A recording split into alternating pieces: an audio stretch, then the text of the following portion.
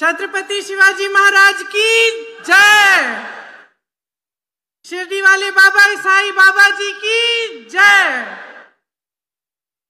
मुझे बताया गया है कि इसी मैदान के पास में साईं बाबा जी बैठते थे। आज पहली बार मुझे साईं बाबा जी के मंदिर में जाने का सौभाग्य मिला।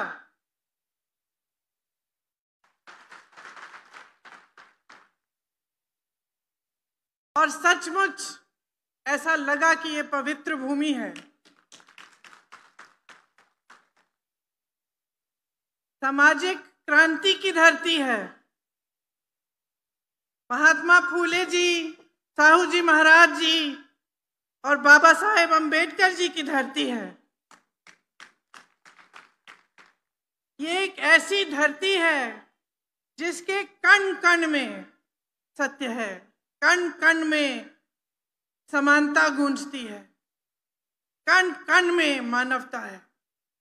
आज यहाँ खड़े होकर आप सबको इस सभा में स्वागत करके मेरे साथी बाला साहेब थोराट जी, प्रभावती गोगरे जी, संदीप वरपे जी, हेमंत ओगले जी, जो हमारे महाविकास अघाड़ी के प्रत्याशी हैं, उनका भी स्वागत करती हूँ। और भाऊ साहेब वागचोरे जी, जयंत राव वाघ जी, राव साहेब मास्के जी, राव साहेब खेवरी जी, किरण काले जी, सीतक्का जी, जयश्री थोराट जी और मेरे सभी साथियों का इस सभा में बहुत बहुत स्वागत।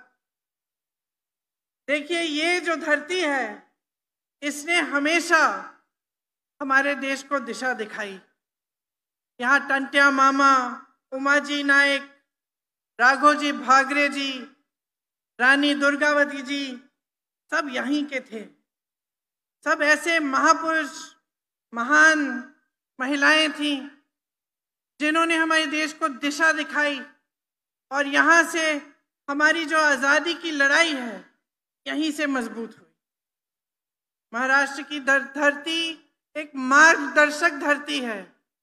यहाँ का संदेश रहा है धार्मिक कट्टरता का विरोध, समानता का विचार रहा है हमेशा के लिए। संत तुकाराम जी कहते थे कि जे का रंजले गांजले त्यासी म्हणे जो आपले, तोची साधू ओळखावा देव तेथेची जाणावा। गांव में झाड़ू लगाकर मन की गंदगी साफ करने वाले और प्रेम को जगाने वाले संत गाडगे महाराज जी का भी यही संदेश था कि अंदर झांको, अपना मैल साफ करो, अपने अंदर जो गंदगी है पहले वो साफ करो और सत्य के पथ पर चलो। आज़ादी की लड़ाई में तिलक जी, गोखले जी, काका कालेकर जी, विनोबा भावे जी, भाऊ साहेब थोराट जी, अन्ना साहेब शिंदे जी, अच्युत पटवर्धन जी, ये सब यहीं से इन्होंने आज़ादी की लड़ाई लड़ी और हमेशा देश को राह दिखाई। आज मैं साईं बाबा जी के मंदिर में गई और मैं सोच रही थी, हम मंदिर में जाते हैं, प्रसाद लेते हैं, मत्था टेकते हैं, चले आते हैं। आजकल बड़े बड़े नेता भी, हम सब जब जाते हैं तो मीडिया भी होती है खूब सारी और सब देखते हैं। लेकिन जब हम उस मंदिर को छोड़ते हैं और अपने घर जाते हैं या अपने काम में लग जाते हैं तो हमारे अंदर क्या रहता है? जिनके सामने हमने मत्था टेका है, जिनको पूजा है, जिनका प्रसाद लिया है, उनकी बातें क्या हमारे मन में बसती हैं कि नहीं? क्या हम उनको अपने मन में रखते हैं कि नहीं? और यहाँ आकर साईं बाबा की वो प्रतिमा देखकर एकदम साधारण तरह से वही प्रतिमा, चाहे यहाँ हो, वहाँ पे बैठे हुए जो लोग थे वो बता भी रहे थे कि ये प्रतिमा पूरे देश में एक ही होती है क्योंकि साईं बाबा जी साक्षात थे। और मैं सोच रही थी कि इनकी जो सीख थी समानता की, मानवता की, किसी का दुख है उसमें शामिल हो, उसकी मदद करो, कोई गरीब है उसकी मदद करो, सच्चाई की बात, सत्य की बात। ये आज जो हमारे देश के राजनीतिक मंच हैं, क्या ये बात आज भी उन मंचों पे है? क्या हमारे दिलों में है? क्या मैं चुनावी सभा में इसकी चर्चा कर सकती हूं? मैं सोच रही थी कि पिछले 10 सालों में मोदी जी के राज में, भाजपा के राज में, और यहां जो 2.5 सालों से आपकी जो सरकार रही है उसके राज में सच्चाई की अहमियत क्या रह गई है? ऐसे मंचों पर चाहे मंत्री हो, प्रधानमंत्री हो, बड़े बड़े नेता हो, कुछ भी कह देते हैं।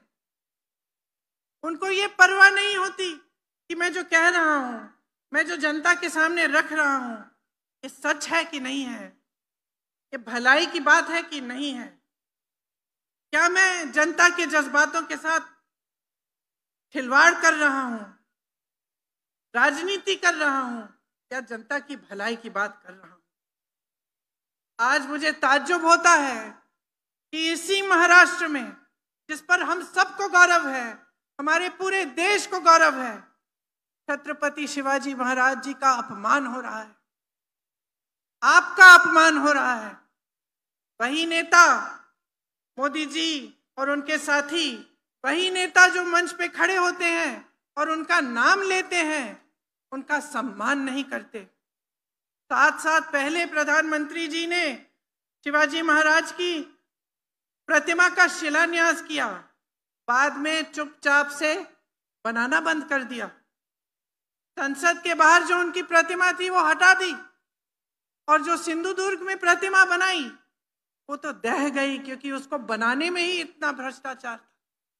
तो फिर नाम लेने का फायदा क्या है जब आप अपमान करेंगे?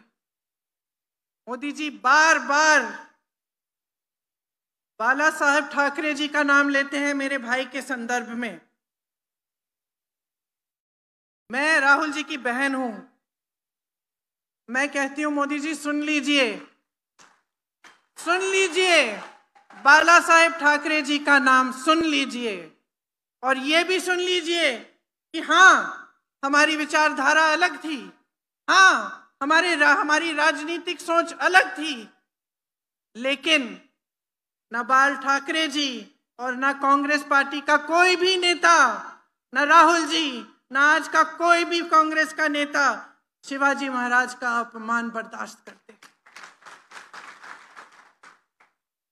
और एक मेरी चुनौती भी सुन लीजिए कि जिस तरह से आप चुनौती देते रहते हैं, मैं चुनौती देती हूं मोदी जी को, अमित शाह जी को।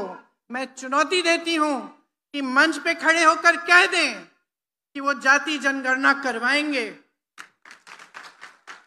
मंच पर खड़े होकर कह दें कि आरक्षण का जो 50% की जो सीमा है उसको हटा देंगे।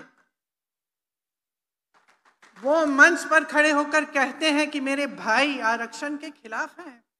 वो व्यक्ति जो मणिपुर से मुंबई तक जिसने यात्रा की, न्याय यात्रा की, न्याय मांगने के लिए, उस व्यक्ति के बारे में कहते हैं कि वो आरक्षण के खिलाफ है।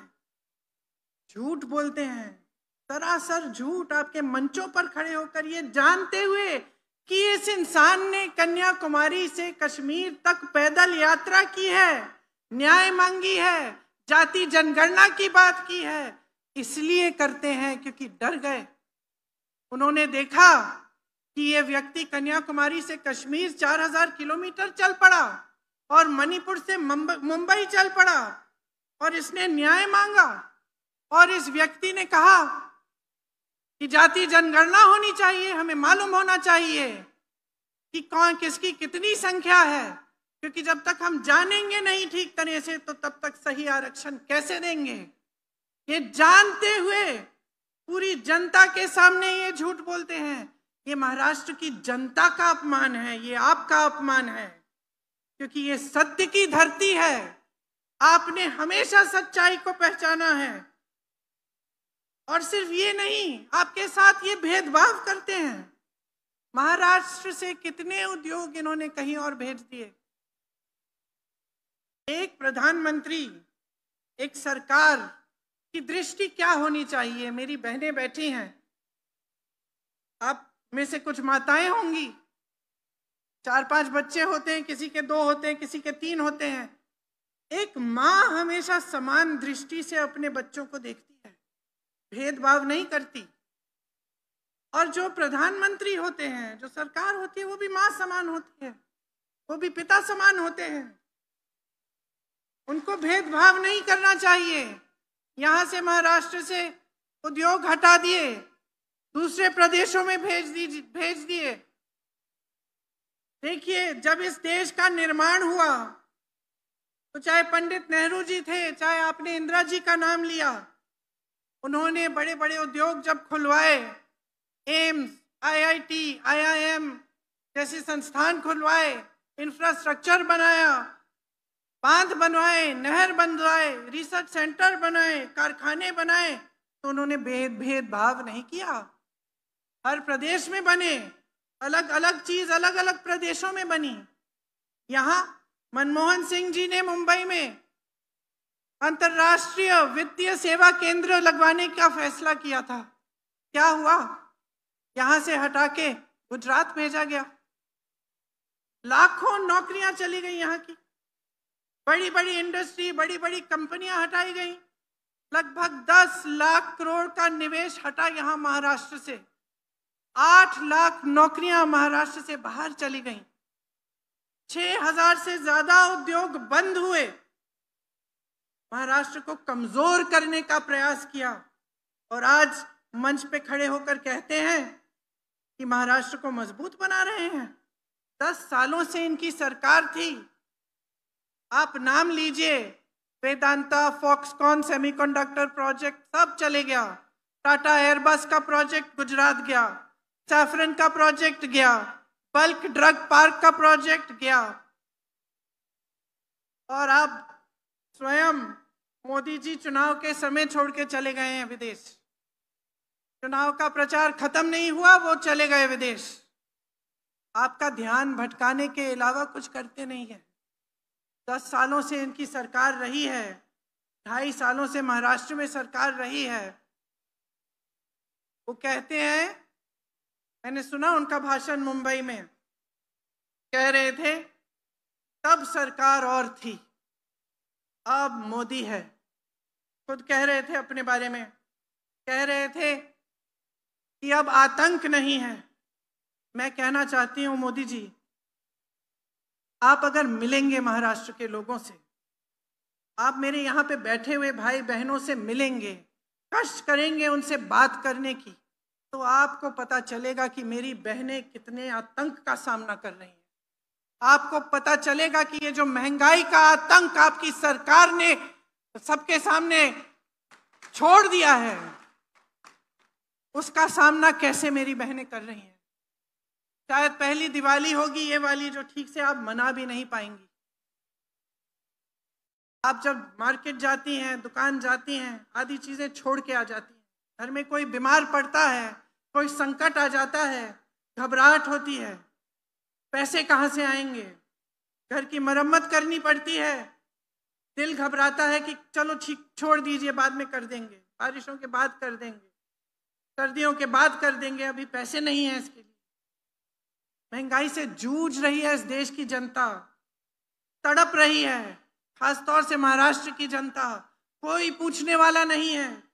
चुनाव आने लगा है, 1500 रुपए का आपको बोल दिया है कि क्या उनकी जो योजना है, आपको लाडली बहन वाली योजना कह दिया कि लीजिए 1500 रुपए पकड़ लीजिए, लेकिन आपसे छीना कितना जा रहा है। हर स्तर पर आपको घर के लिए कुछ खरीदना है, खाने की चीजें खरीदनी है, गैस का सिलेंडर खरीदना है, 1500 रुपए में होगा क्या। और सोचते हैं कि चुनाव आ रहा है, 3-4 महीने पहले से हम देना शुरू कर देंगे, सारी महिलाएं हमें वोट दे देंगी। लेकिन बहनों, सतर्क हो जाओ, समझ लो कि आपके साथ क्या हो रहा है। 2.5 सालों से इनकी सरकार है, 10 सालों से केंद्र में सरकार है, अभी क्यों दे रहे हैं आपको? पहले क्यों नहीं सोचा? जब आप गैस सिलेंडर के लिए आप मांग करते थे कि इसको कम महंगा करो, इसका दाम कम करो, तब क्यों नहीं किया? जब आपको त्योहार मनाना होता है और आपके पास पैसे नहीं होते, तो कौन आता है आपके आंसुओं को पोंछने के लिए, आपकी मदद करने के लिए? आप अपने बच्चे को पालते हो, पोसते हो, मेहनत करते हो। मेरी बहनें, मैं जानती हूँ, खेती में भी जाती हो, जॉब भी करती हो, सब कुछ करती हो, फिर भी घर आके मेहनत करती हो, खाना पकाती हो, देखती हो कि सब बच्चे सो गए हैं, सबके पेट में खाना है कि नहीं, कोई बीमार तो नहीं है। बहुत मेहनत करती हो अपने बच्चों को बड़ा करने के लिए। बच्चे बड़े होते हैं, कोई रोजगार की संभावना ही नहीं है। सरकार ने जितने भी माध्यम थे रोजगार बनाने के, सब खत्म कर डाले, और फिर मंच पे आकर कहते हैं वो सरकार और थी, आज मोदी है।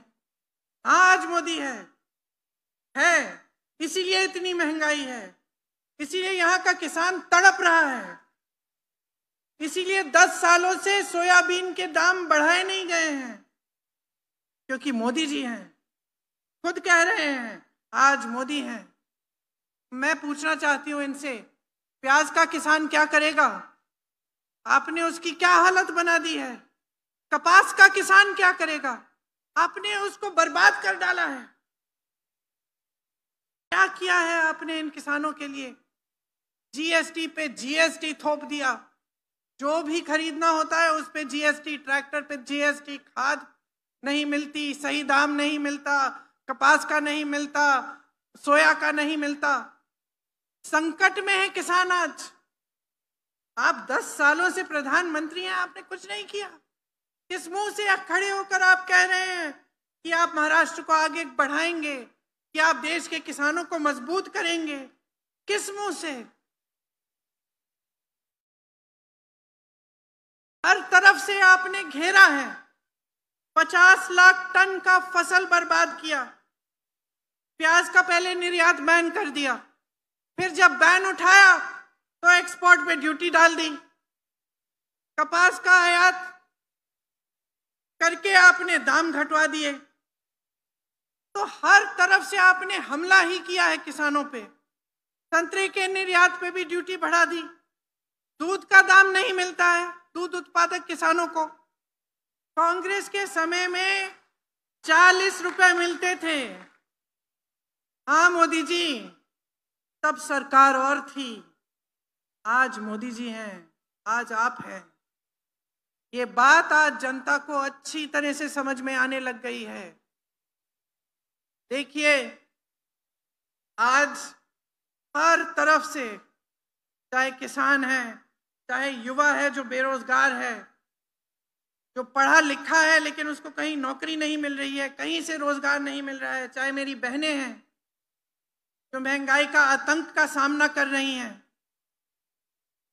हर तरफ से मोदी जी की जो नीतियां हैं उन्होंने आपको कमजोर करने का काम किया है। 16 लाख करोड़ रुपए इन्होंने बड़े बड़े उद्योगपतियों के माफ किए हैं, कर्ज माफ किए हैं। मैं आपसे पूछना चाहती हूं मेरे किसान भाइयों, आपका कर्ज माफ किया है? क्या कहते हैं जब कांग्रेस पार्टी कहती है कि कर्ज माफ कर दो? क्या कहते हैं? कहते हैं कि पैसा नहीं है। तो अगर पैसा नहीं है तो 16 लाख करोड़ रुपए आपने बड़े बड़े उद्योगपतियों के कैसे माफ कर दिए? इसका जवाब है नहीं उनके पास। कांग्रेस ने जहां जहां कांग्रेस की सरकार है वहां कर्ज माफ करने का काम किया। राजस्थान में, छत्तीसगढ़ में, तेलंगाना में, कर्नाटका में। मोदी जी, तब सरकार और थी, आज आप हैं। सुन लीजिए, जनता देख रही है, जनता पहचान रही है। जो नौजवान हर जगह अपनी नौकरी, अपनी रोजगार ढूंढने के लिए भटक रहे हैं, पढ़े लिखे हैं, आत्मविश्वास खो रहे हैं, घर आते हैं, अपने माँ बाप को देखते हैं, सोचते हैं कि मैं इनके लिए कुछ नहीं कर पा रहा हूं। इनको जवाब कौन देगा?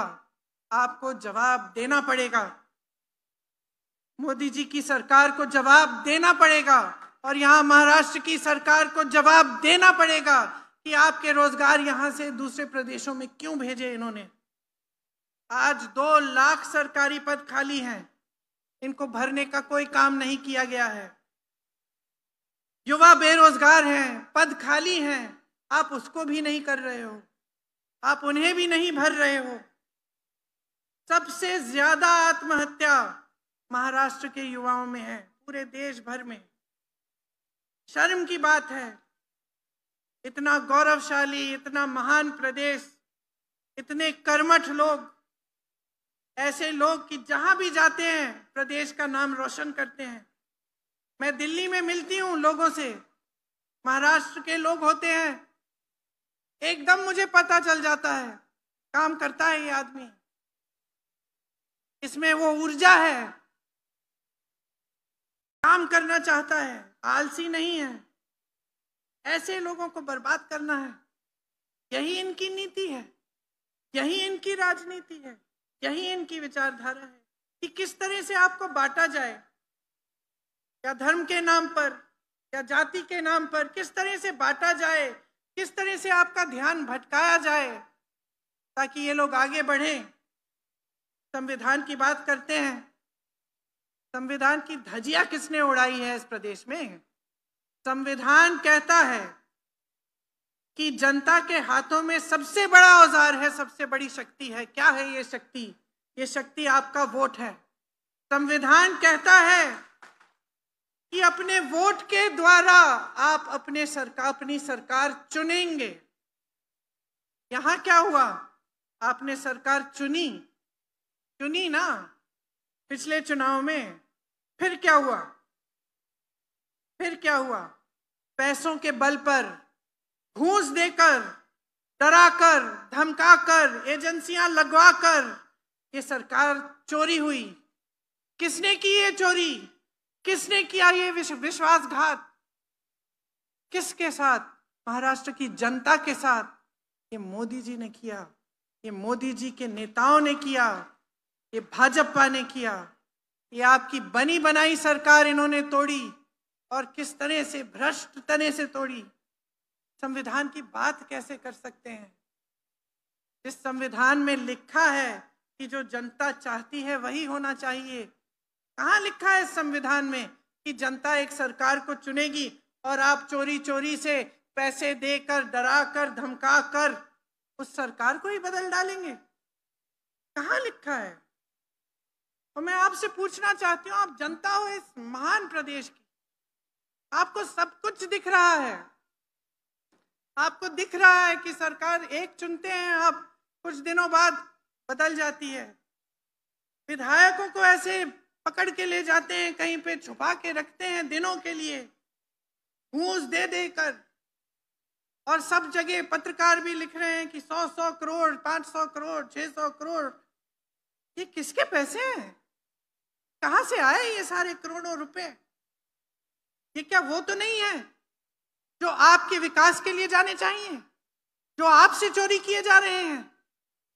और आपकी सरकारें अब ऐसे बनेंगी? तो फिर आपके पूर्वज लड़े क्यों आजादी के लिए? हमारे पूर्वज लड़े क्यों इस देश के लिए? शहीद क्यों हुए इस देश के लिए?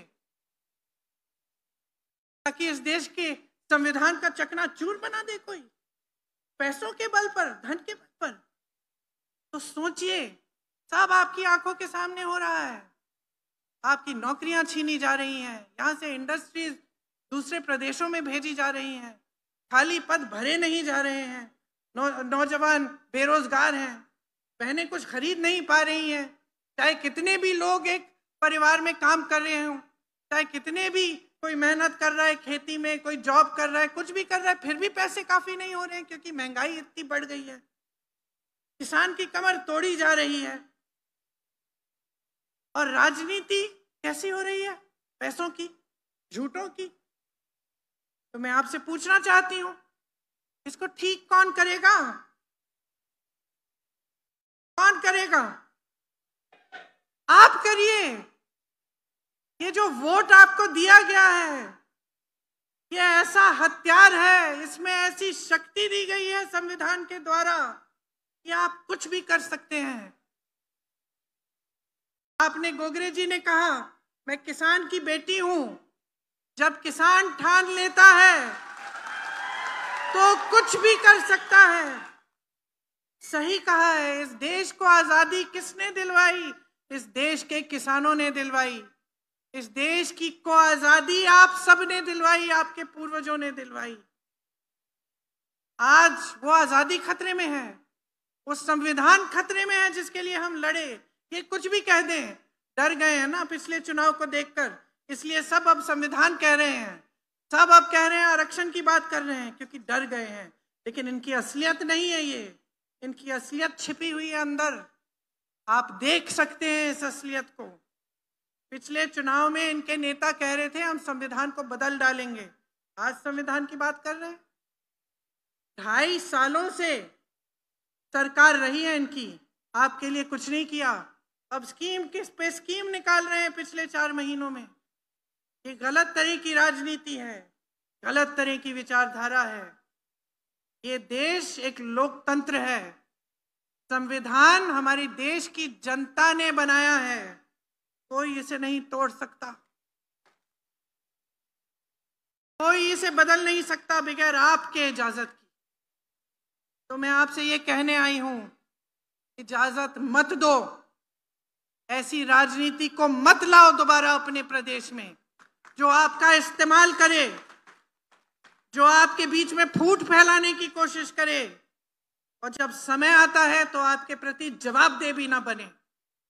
जितने भी नेता इस मंच पे बैठे हैं, जितने भी नेता आपके सामने आते हैं, चाहे किसी भी पार्टी के हों, चाहे कितना बड़ा नेता हो, देश का प्रधानमंत्री हो, आपने मंच पे बिठाया है, आपने वोट देकर मंच पे बिठाया है।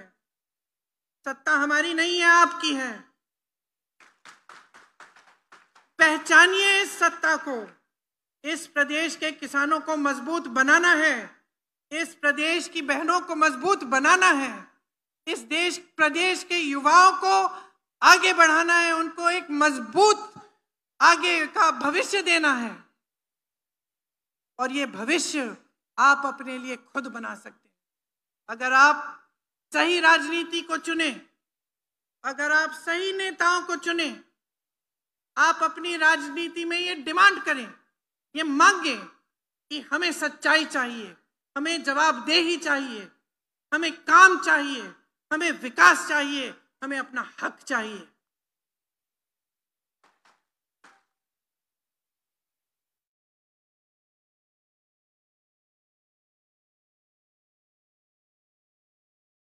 जब चुनाव में नेता आते हैं, भाषण देते हैं, ध्यान से सुनिए क्या कह रहे हैं, ध्यान से सुनिए, लेकिन साथ साथ उनकी कार्यशैली भी देखिए, समझिए। कांग्रेस के कितने प्रदेश हैं आज, जहां जहां कांग्रेस की सरकार है, कांग्रेस ने चुनाव से पहले गारंटियां दी, चुनाव के खत्म होते ही जैसे ही सरकार बनी, पहले दिन से गारंटी शुरू हो गई। और यहां 2.5 सालों से सरकार है, चुनाव के 3-4 महीने पहले ले आए अपनी लक्ष्मी वाली योजना, लाडली बहना वाली योजना, जिससे आपको 1500 रुपए पकड़ा रहे हैं। तो 2.5 सालों के लिए तो नहीं किया। कांग्रेस की सरकारों को देखिए, शुरू से जब से सरकार बनती है, छत्तीसगढ़ में मुझे याद है 24 घंटे के अंदर अंदर किसानों के कर्ज माफ करने का काम शुरू हो गया। ये लोग क्या कहते हैं, पैसे नहीं है।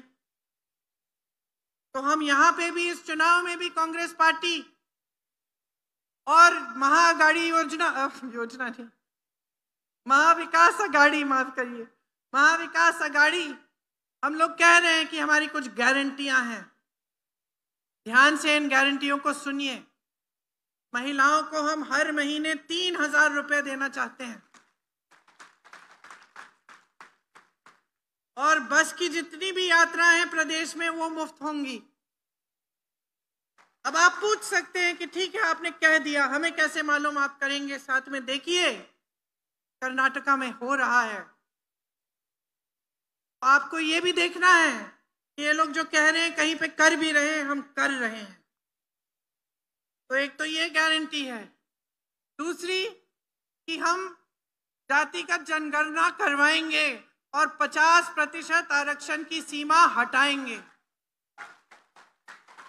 इसके लिए मैंने कहा कि मेरे भाई राहुल गांधी जी ने देश भर में यात्रा की है और हम करके दिखाएंगे आपको। एक और गारंटी है कुटुंब रक्षा। इसमें 25 लाख का स्वास्थ्य बीमा आपको मिलेगा। देखिए, ये राजस्थान में हमने किया था और मुझे इतनी खुशी हुई थी उस समय जब मैं राजस्थान गई थी। मैं ऐसे लोगों से मिली जिनका पूरा हार्ट का ऑपरेशन, कैंसर का पूरा इलाज सारा सरकार ने कराया इन 25 लाख रुपयों में, और उनको कुछ नहीं देना पड़ा। सिर्फ जो रजिस्ट्रेशन का एक फॉर्म होता है 100-200 रुपए उसके भरने के पैसे दिए, सब मुफ्त हुआ। और हम यहाँ भी आपके प्रदेश में भी ये करना चाहते हैं। तो ये हमारी तीसरी गारंटी है। किसानों के लिए 3 लाख रुपए तक कर्ज माफ होगा और जो नियमित कर्ज चुकाने पर 50,000 रुपए का प्रोत्साहन भी मिलेगा। सोयाबीन के लिए जो एमएसपी है वो हम 7,000 रुपए प्रति क्विंटल हम देंगे। कपास के लिए भी सही एमएसपी मिलेगी आपको। प्याज के लिए जो उचित दाम तय करने के लिए हम एक कमेटी बनाएंगे ताकि आपको कमेटी चर्चा करेगी और आपको उचित दाम मिलेगा। युवाओं को हमारा वचन है, हमारी गारंटी है कि 2.5 लाख जो खाली पद हैं उनको हम सरकार बनते ही हम भरने का काम करेंगे। और बेरोजगारी का हम 4,000 रुपए का भत्ता दिलवाएंगे।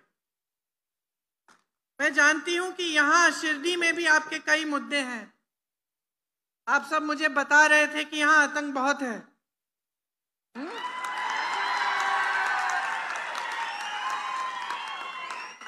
मोदी जी को सुनना चाहिए ये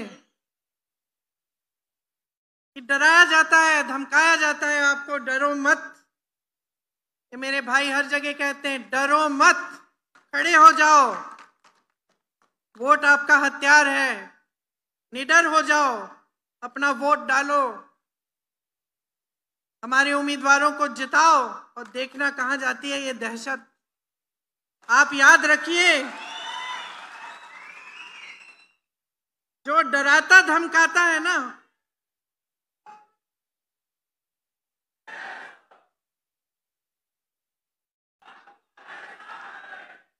जो डराता धमकाता है ना, वो सबसे बड़ा डरपोक होता है।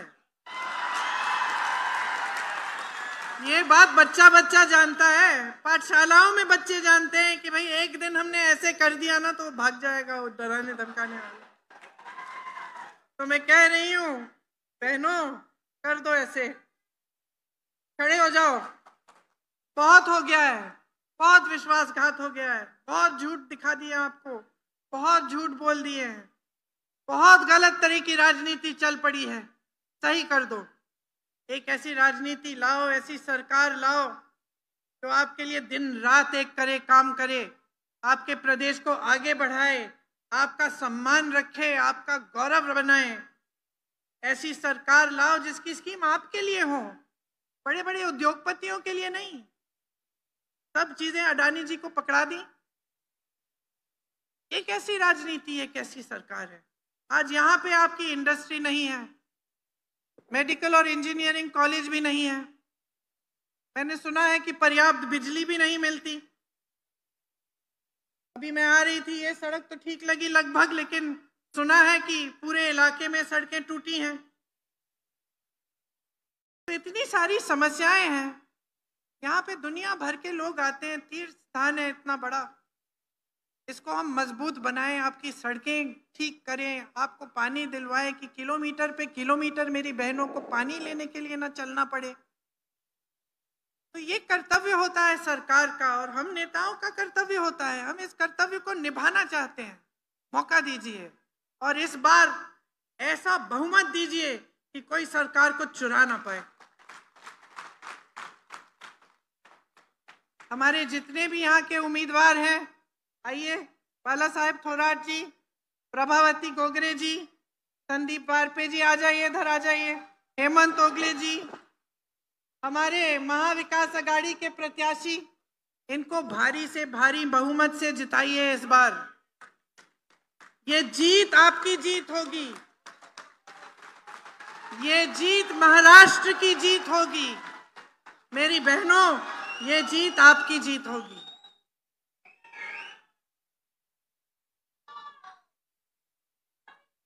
आप सबने बड़ी ध्यान से मेरी बातें सुनी हैं। चुनाव के दिन भी याद रखना कि मैं क्या कह के गई, और जो मैंने कहा है उसका आप अपने आप आंकलन करिए। अपने आप देखिए कि आसपास के प्रदेशों में जहां कांग्रेस की सरकार है वहां ऐसे वाकई काम हो रहे हैं कि नहीं, आपको खुद पता चल जाएगा। और उस आधार पर अपना वोट दीजिए, डट कर वोट दीजिए, महाविकास अघाड़ी को जिताइए। जय हिंद। धन्यवाद प्रियंका जी।